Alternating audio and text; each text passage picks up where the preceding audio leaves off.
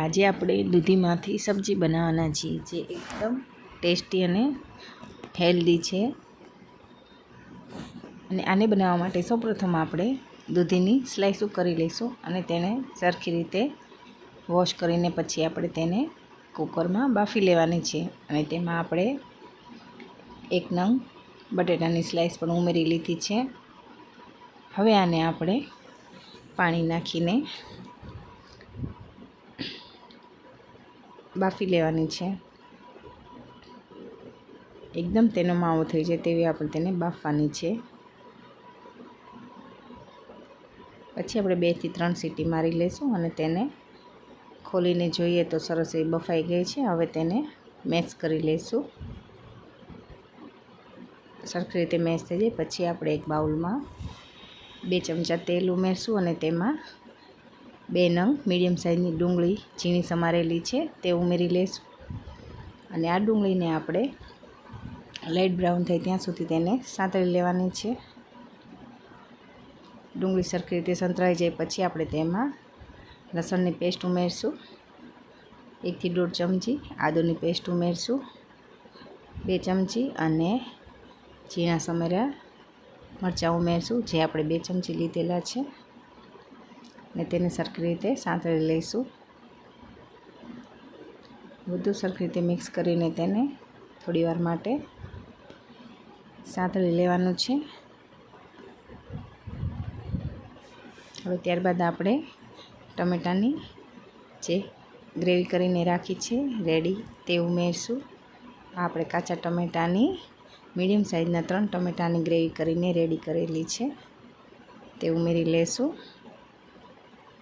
હવે તેને સરખી રીતે સાંતળી લેવાની છે। સરખી રીતે સંતળાઈ જાય અને તેલ છૂટું પડે પછી આપણે તેમાં મસાલો કરશું જેમાં આપણે 1/2 ચમચી હળદર પાવડર, 1 ચમચી ધાણા જીરું પાવડર અને 1 ચમચી લાલ મરચું પાવડર અને ચમચી કાશ્મીરી લાલ મરચું પાવડર ઉમેરશું। ત્યારબાદ આપણે સ્વાદ અનુસાર મીઠું ઉમેરી લઈશું અને બધું સરખી રીતે મિક્સ કરીને તેને મસાલાને પણ સાંતળી લઈશું। હવે આ ગ્રેવીમાં મસાલો એકદમ સરસ રીતે ચડી જાય અને મિક્સ થઈ જાય ત્યાં સુધી તેને રહેવા દઈશું।